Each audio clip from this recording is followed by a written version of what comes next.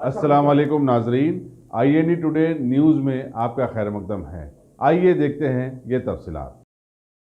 साबिक वज़ीर शब्बीर अली ने चीफ मिनिस्टर चंद्रशेखर राव की दिल्ली में वज़ीर-ए-आज़म नरेंद्र मोदी से मुलाकात पर सवाल उठाए। एक प्रेस कॉन्फ्रेंस से खिताब करते हुए उन्होंने कहा कि चीफ मिनिस्टर ने मरकज को 22 मुतालबात पर मुश्तमिल एक याददाश्त पेश की। उसमें मुसलमानों को दिए जाने वाले 12% तहफ़्फ़ुज़ात से मुतालिक असम्बली में मंजूरा ख़रादात का कोई तस्करा नहीं है। शब्बीर अली ने कहा कि इससे चीफ मिनिस्टर का असली चेहरा बेनकाब हो गया है।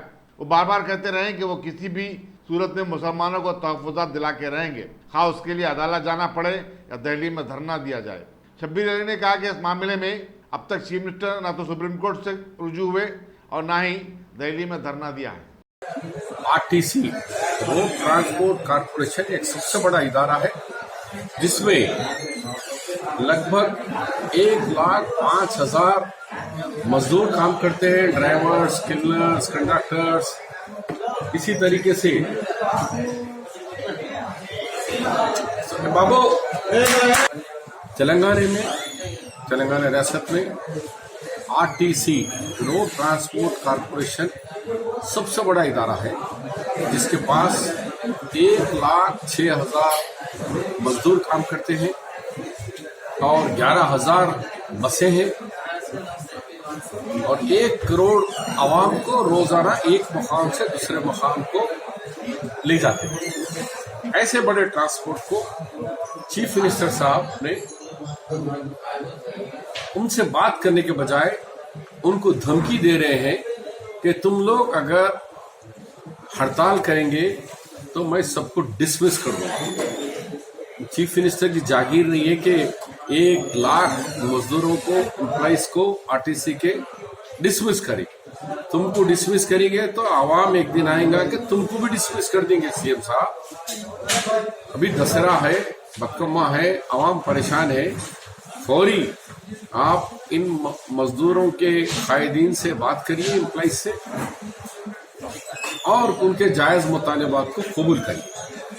RTC में आप जब एजिटेशन चला रहे थे,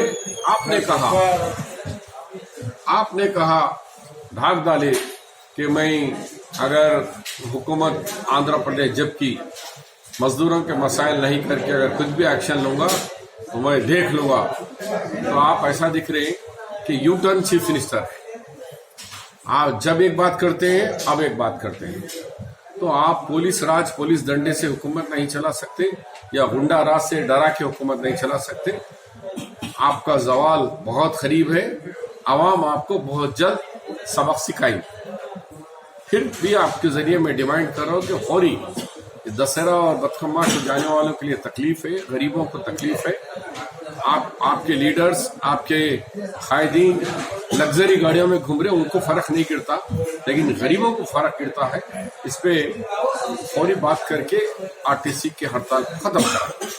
number 2, chief minister 22 charter demand लिख के दिए हैं। 22 चार्टर डिमांड के अंदर माइनॉरिटी यानी मुसलमानों को 12% रिजर्वेशन और 10% ट्राइबल का, बंजारा का रिजर्वेशन गोल है। वो 22 में है ही नहीं जगह उसको। तो मैं CM साहब को कहता हूं कि तुम कब तक धोखा दोगे। झूठ बिल का पास हुआ 16 अप्रैल 2017।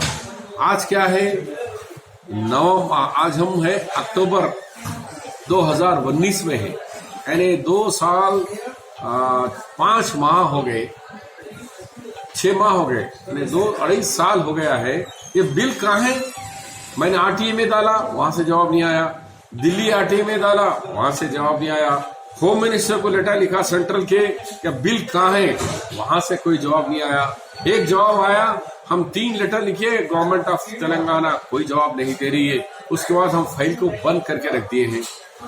तो अब CM साहब का असली चेहरा ने गिरगुट रंग बदले, ऐसा CM साहब का भी रंग मालूम हो गया है कि मुसलमानों के लिए, ट्राइबल के लिए 12% और 10% ये झूठ का फंदा था जो उन्होंने कहा कि 4 महीने में लाऊंगा। आज 6 साल हो गया, आज बिल का पता नहीं। मैं आपके जरिए तमाम मुस्लिम्स को और ट्राइबल्स को, बंजारा भाइयों से अपील करता हूं कि चेहरा चीफ मिनिस्टर का देख लिए। 22 में एक जगह में 23 नंबर पे भी जगह नहीं है हमको। हमारे डिमांड प्राइम मिनिस्टर से नहीं बात करेंगे आप? जो बिल पास हुआ उसके बारे में नहीं बात करेंगे आप? ये धोखा है। इसलिए इनको सबक सिखाइए। एक तरफ मस्जिदें बंद हो रही, मस्जिदें शहीद हो रहे, 12% रिजर्वेशन की हमारी बात नहीं होती, इधर ट्राइबल की बात नहीं होती, हमारे कॉलेजेस इदारे बंद होते जा रहे हैं, चारों तरफ तबाही मची हुई है। उसके बावजूद भी कई कायदीन टीआरएस के बड़े बड़े कहते हैं कि हमारा 2 आंख है, गंगा जमुनी। यही है गंगा जमुनी कैसे? मैं उन कायदीन से आवाम से अपील करता हूं, उनका घेराव कर इनसे पूछो क्यों प्राइम मिनिस्टर से 10 महीने के बाद मिले। तो 10 महीने के बाद मिलने के बाद हमारा माइनॉरिटीज का क्यों सब्जेक्ट नहीं पूछे, वो जरा बात करने के लिए मैं डिमांड करता हूं और इनका घेराव करने की अपील करता हूं। अगर आपने हमारे चैनल को सब्सक्राइब नहीं किया है तो आपको यहाँ सब्सक्राइब बटन दिख रहा है, उसे क्लिक करिए और सब्सक्राइब कीजिए और साथ ही साथ बेल आइकॉन को भी क्लिक करिएगा जिससे कि आपको ताज़ा अपडेट मिलते रहें।